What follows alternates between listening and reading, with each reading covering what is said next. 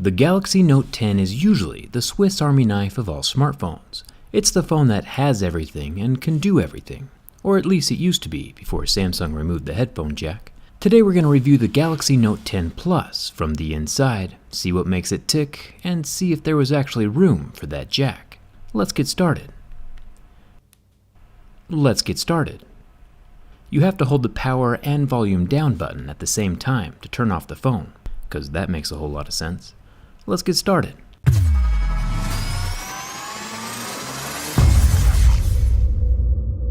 This video is actually going to be super interesting.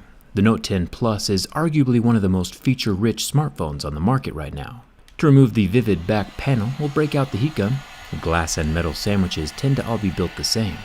With a glass panel, I do have to take special care not to flex the glass too much, or the whole thing might shatter. Once the adhesive is warmed up and softened underneath the glass, my suction cup can pull up and my razor blade and pry tools can slice through the adhesive that's holding the panel to the frame. It's a very tedious process. The inexpensive plastic Galaxy A50 was just as colorful as this Note 10, and it used a plastic panel, which is way more durable than glass. One thing that makes this Note 10 even harder than usual to open up is the curve of the glass that wraps around the side portions of the phone. Any pressure in the wrong spot along that curve might shatter the whole panel. With enough time, patience, and a slight headache from looking at this flashy tie-dyed tech, we finally get the back panel to separate from the phone. The rear glass doesn't have any electronics attached to it. All the wireless charging is built into the phone body. To go deeper, we'll have to remove 14 normal Phillips head screws. Thumbs up to Samsung for not using proprietary screws. Once those are out, I can fold over the metal plate and unplug the golden battery connector. The wireless charging coil is plugged in right next to it. Unplugging that releases the wireless coil from the phone. You might be thinking to yourself, hey Jerry, why do you keep calling this black sheet a coil? That's because it is. You can see the circular shape of the copper windings underneath the black covering. These internal copper windings inside the Note 10 Plus will rest on top of the copper windings found inside of a wireless charging pad. The pair of coils creates an electromagnetic field through which energy can transfer into the phone. This might come as a surprise, but this large wireless charging coil isn't the only wireless coil found inside the Note 10. On the left side of the phone we see a large rectangular housing. This is used to store the S Pen, and at the very top of that housing, where the tip of the pen sits when it's parked inside of the phone, is a little baby wireless charger. I can peel off the black tape to reveal the miniature copper coils that sit right on top of the coils wrapped around the tip of the stylus, once again creating two sets of coils that form another smaller electromagnetic field. Power flows from the phone battery through the two coils and into the S Pen capacitor, which we discovered when we carefully disassembled the S Pen in the durability test video. This wireless transfer is also why the S Pen cannot be made from metal, since metal obstructs wireless charging. It's some pretty mind-blowing tech, and we've barely even started this teardown. Let's pull off the top black plastics. This reveals a dual-colored motherboard, both blue and green. A transparent Note 10 would look pretty awesome. I'll unplug the power and volume buttons. The connectors just unplug like a little Lego. I can remove the front-facing camera. It's a 10 megapixel little guy with no optical image stabilization.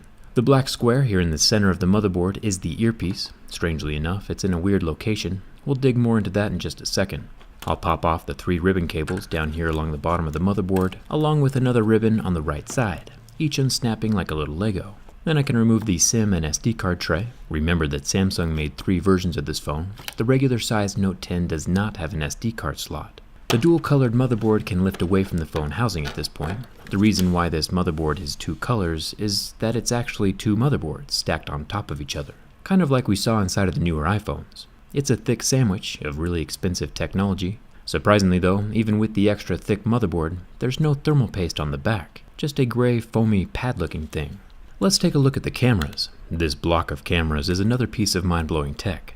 The Note 10 Plus wide-angle camera is up top, with no optical image stabilization. Then there's a regular 12 megapixel normal camera, which does have OIS, and then a 12 megapixel 2x optical zoom camera at the bottom.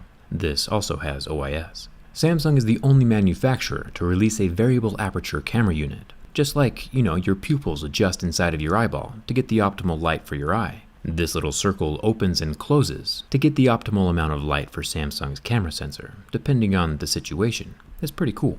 The lens on the right side is a depth sensor. We've seen this pop up in a lot of phones lately, and it's only available on the Note 10 Plus. We're going to check out the copper cooling pad here in a second, but first we need to uncover the charging port. The black plastics come off easy enough, since we already took out the screws. The plastics contain the bottom loudspeaker. It's got the same little baffle balls hidden inside the speaker, like we saw in the OnePlus phones. It's a little ball pit for ants. I'll remove the 2 extension ribbons and the 3 additional screws, then the whole little charging port can come away from the frame of the phone. With the Galaxy S10, this port was not replaceable, so I'm glad Samsung changed their minds and didn't permanently attach the charging port to the motherboard again. Another change is that now we have a square vibration motor. This probably contains a similar taptic feel that the iPhones have.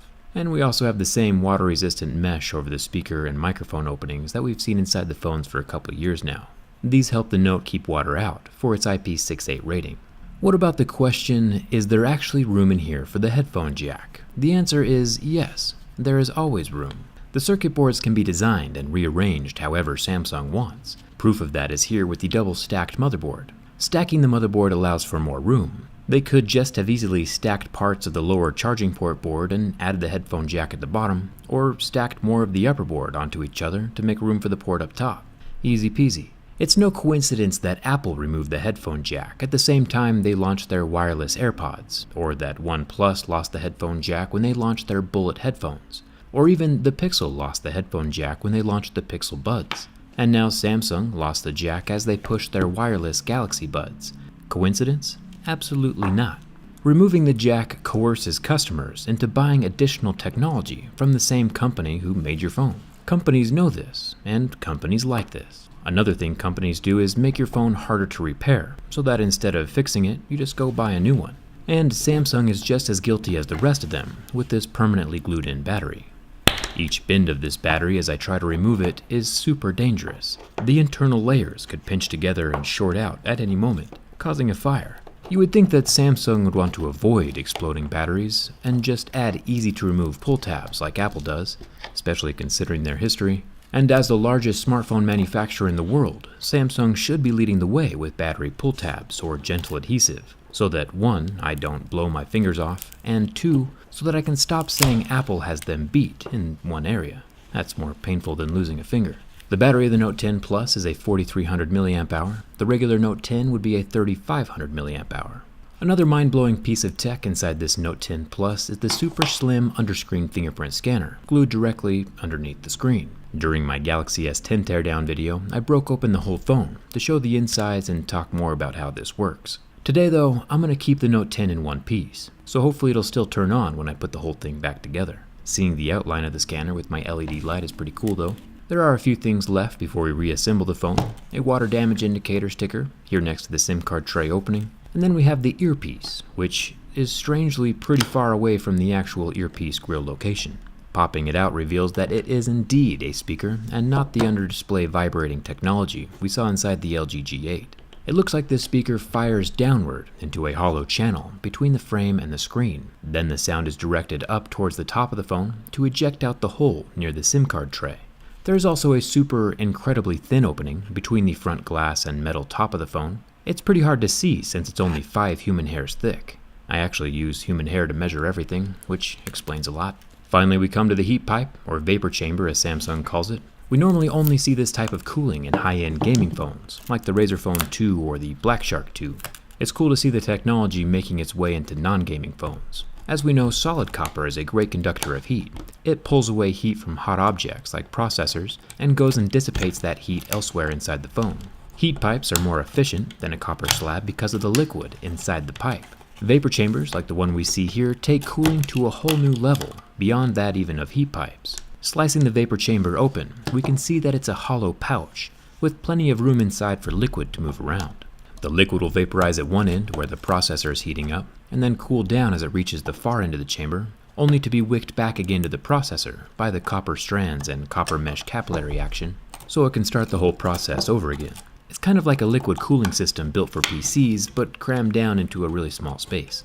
The liquid is still present here in the pouch, even after I opened it up and messed around with the insides. The wire wicking mesh is pretty interesting. The copper vapor chamber does a good job of helping the phone run efficiently, but it's not mandatory for functionality. The phone should still work and turn on without this in place. We'll see if that's true in just a few seconds as I reassemble the phone. The Note lineup used to be the absolute pinnacle of everything that Android phones were capable of, so I'm sad to see now that Samsung dropped even one useful feature like the headphone jack. But even without that feature, it's still one of the most, if not the most, well-designed and feature-rich cell phones you can buy right now. So if you're looking for the best of the best, and willing to pay a premium for 100% of what smartphones are capable of right now, this is probably the phone to get. Just keep in mind that you can probably get a perfectly decent phone that does 90% of what the Note 10 does for about half the cost from someone else. Smartphones decrease in value faster than a piece of used gum, so unless you make money with your smartphone, you can always just go get last year's version for a fraction of the price. There aren't very many substantial improvements between one year and another. And would you look at that? The whole thing still turns on. Gotta love that. The Note 10 Plus is a very tempting phone. I'll probably upgrade at some point in the future when there's a price drop or I can find a good deal. But for now, I'll just stick with my 2.5-year-old Galaxy A Plus for a little while longer. Hit that subscribe button if you haven't already. It's free, and you get to see the insides of every flagship phone, which is like, super interesting. Come hang out with me on Instagram and Twitter, and thanks a ton for watching. I'll see you around.